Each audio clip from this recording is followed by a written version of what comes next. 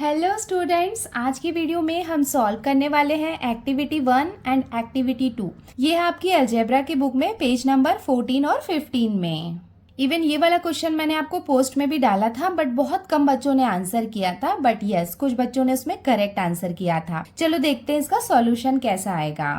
As यहाँ पे हम देख सकते हैं कि ये एक्टिविटी टाइप है, मतलब बॉक्स टाइप यहाँ पे क्वेश्चन दिया हुआ है, तो एग्जाम पॉइंट ऑफ व्यू से भी ये इम्पोर्टेंट है। देखो यहाँ पे ये एक्टिविटी 1 है। क्वेश्चन क्या दिया हुआ है? To solve the simultaneous equations by determinant method, fill in the blanks. तो देखो यहाँ पे ये इक्वेशन और ये इक्वेशन, ये 2 इक्वेशंस हमें दी हुई है। इसके सॉल्यूशन में हमें क्या दिया हुआ है? Write the given equation in the form ax plus b y equals to C.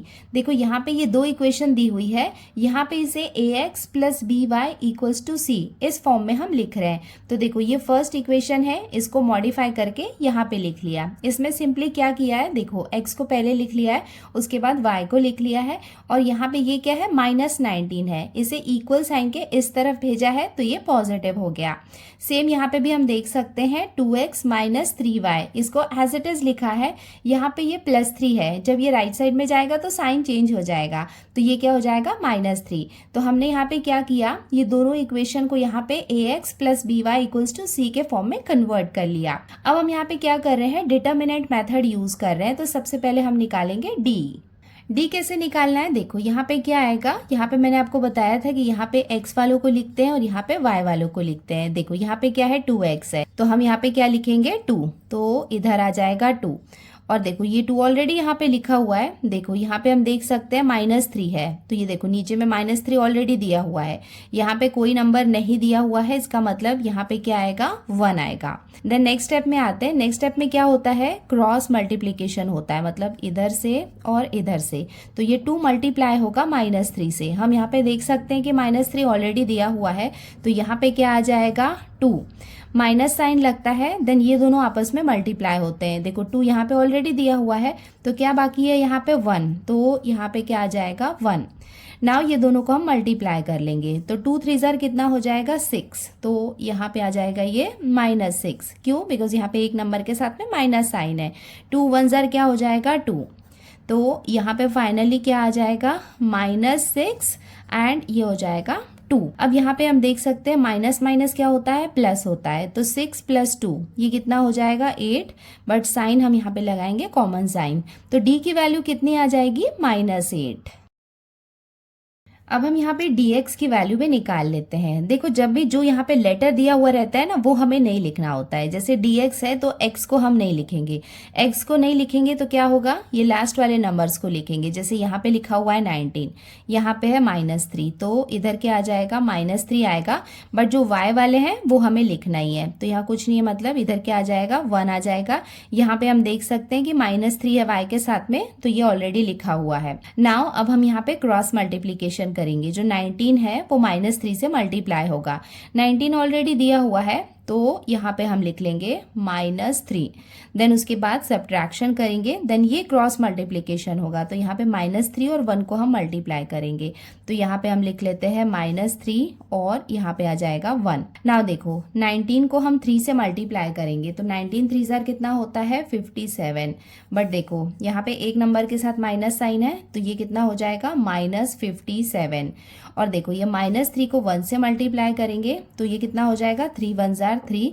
But यहाँ पे क्या आएगा? माइनस साइन आएगा, तो ये कितना हो गया? -57, और ये माइनस माइनस क्या हो जाएगा? प्लस हो जाएगा, +3। अब देखो माइनस प्लस क्या होगा? माइनस होगा। सो 57 में से 3 को हम माइनस करेंगे तो हमें कितना मिलेगा? 54।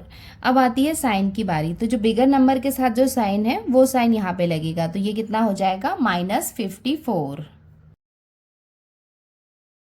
अब हम देखते हैं कि dy क्या है। देखो dy में क्या होता है कि y के वैल्यूज हमें नहीं लिखने होते हैं, x के हमें लिखने होते हैं। सो देखो x में क्या है? 2x। सो यहाँ पे हम लिख लेंगे 2, मतलब ये दोनों में आ गया 2, और y के प्लेस में हम क्या करते हैं? ये लास्ट वाले नंबर्स लिखते हैं। लास्ट वाले नंबर्स क्या है, 19 और -3।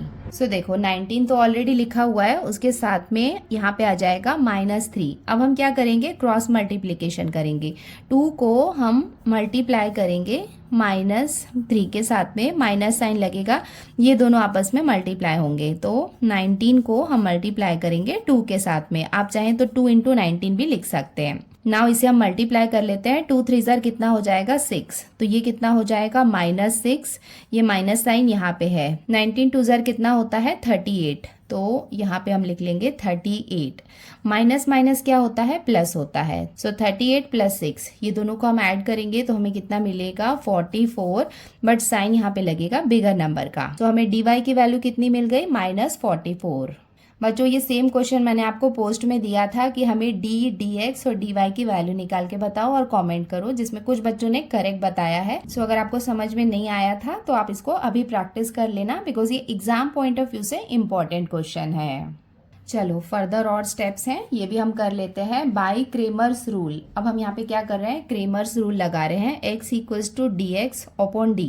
सो dx की वैल्यू कितनी मिली है, -54। तो यहाँ पे हम लिख लेंगे -54। और d की वैल्यू हमें कितनी मिली है, -8।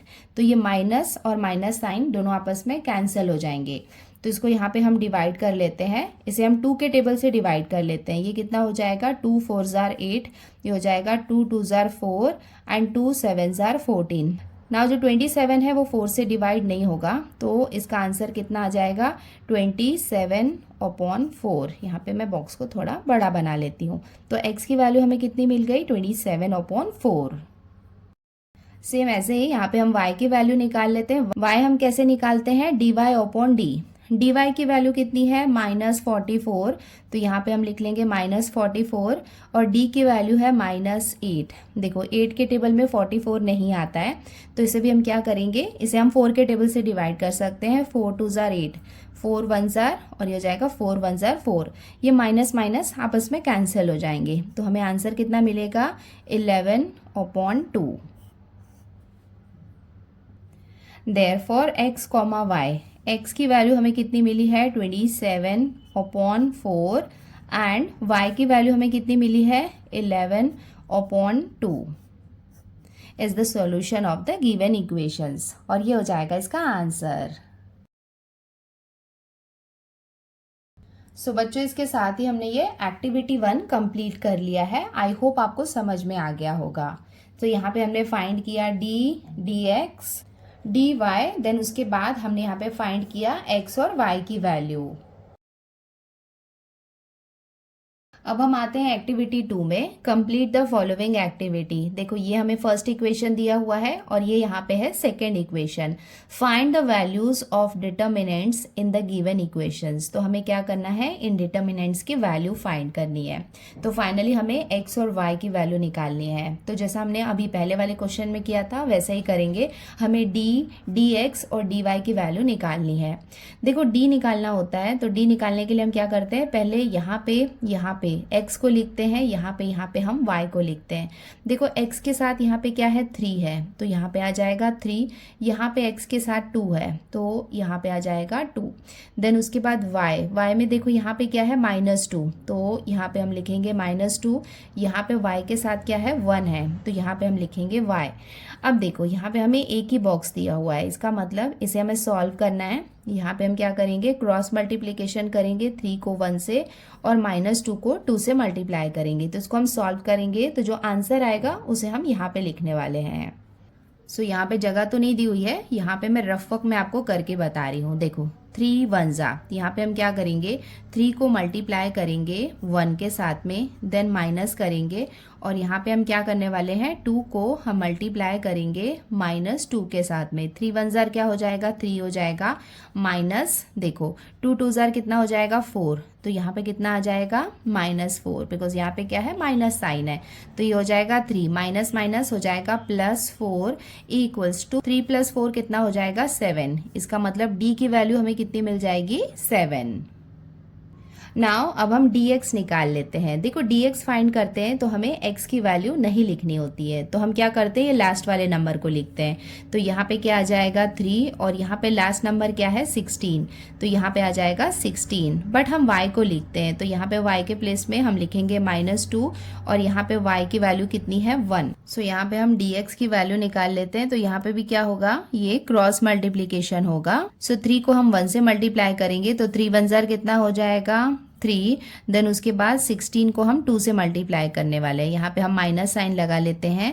16 को हम मल्टीप्लाई करने वाले हैं -2 के साथ में, तो ये हो जाएगा 3 माइनस 16 2 जार कितना होता है 32। बट यहाँ पे क्या आएगा, ये -32 इक्वल्स टू 3 माइनस माइनस क्या हो जाएगा +32 इक्वल्स टू 32 और 3 को हम ऐड करेंगे तो हमें कितना मिलेगा 35। इसका मतलब dx की वैल्यू हमें कितनी मिल गई 35। नाउ अब हम dy की वैल्यू निकाल लेते हैं। dy निकालने के लिए हमें y नहीं लिखना होता है, तो x को तो हम लिख लेते हैं। यहाँ पे आ जाएगा x का 3 और ये वाले सेकेंड इक्वेशन का x की वैल्यू हो जाएगी 2। y को हमें नहीं लिखना है, तो हम क्या करेंगे, लास्ट नंबर लिखेंगे। तो यहाँ पे आ जाएगा 3 और यहाँ पे आ जाएगा 16। इसको हम सॉल्व कर लेते हैं। यहाँ पे हम क्रॉस मल्टीप्लिकेशन करेंगे, 16 को हम 3 से मल्टीप्लाई करेंगे और 3 को यहाँ पे हम 2 से मल्टीप्लाई करेंगे। तो चलो यहाँ पे कर लेते हैं 16 इंटू 3 माइनस यहाँ पे ये कितना हो जाएगा 3 इंटू 2 इक्वल्स टू 16 3 जार कितना हो जाएगा 48। तो यहाँ पे आ जाएगा 48 माइनस 3 2 जार कितना हो जाएगा 6 इक्वल्स टू 48 में से 6 को हम माइनस करेंगे तो हमें कितना मिलेगा 42। तो ये वाले बॉक्स में कितना आ जाएगा 42। हमें dy की वैल्यू कितनी मिल गई 42। x की वैल्यू क्या होती है dx अपॉन d। तो dx की वैल्यू हमने कितनी फाइंड की है 35, तो यहाँ पे आ जाएगा 35 और d हमने फाइंड किया है 7। 35 जो है वो 7 के टेबल में आता है, इसको हम डिवाइड कर सकते हैं। 7 1 जार 7 और ये हो जाएगा 7 5 जार 35। तो x की वैल्यू हमें कितनी मिल गई 5। नाउ y की वैल्यू आती है। y क्या होता है dy अपॉन d। सो dy की वैल्यू कितनी है 42, तो यहाँ पे हम लिखेंगे 42 और d की वैल्यू कितनी है 7। सो 7 के टेबल में 42 भी आता है, इसको भी हम डिवाइड कर लेंगे। 7 1 जार 7 और ये हो जाएगा 7 6 जार 42। सो हमें y की वैल्यू कितनी मिल जाएगी 6। अब हम यहाँ पे फाइनल आंसर लिख लेते हैं। Therefore x, y equals to x की वैल्यू हमें कितनी मिल गई 5 और y की वैल्यू हमें कितनी मिल गई 6 इज द सॉल्यूशन। और ये हो जाएगा इसका एक्टिविटी 2 जो हमने कंप्लीट कर लिया है। बच्चों ये एक्टिविटी भी एग्जाम पॉइंट ऑफ व्यू से इम्पोर्टेंट है, तो पेज नंबर 14 और 15 को आप अच्छे से सॉल्व कर लेना। सो आज के लिए इतना ही बच्चों। अगर आपको अच्छे से एक्सप्लेनेशन समझ में आया है तो वीडियो को लाइक ज़रूर करें और अपने फ्रेंड्स के साथ भी शेयर करें। प्रैक्टिस सेट के और वीडियोस अगर आपको देखने हैं तो आप डिस्क्रिप्शन बॉक्स चेक कर सकते हैं, वहाँ पे मैंने लिंक शेयर कर दिया है। आज के लिए इतना ही, जल्दी मिलते हैं नए वीडियो में। Till then take care, bye bye and practice well. Bye.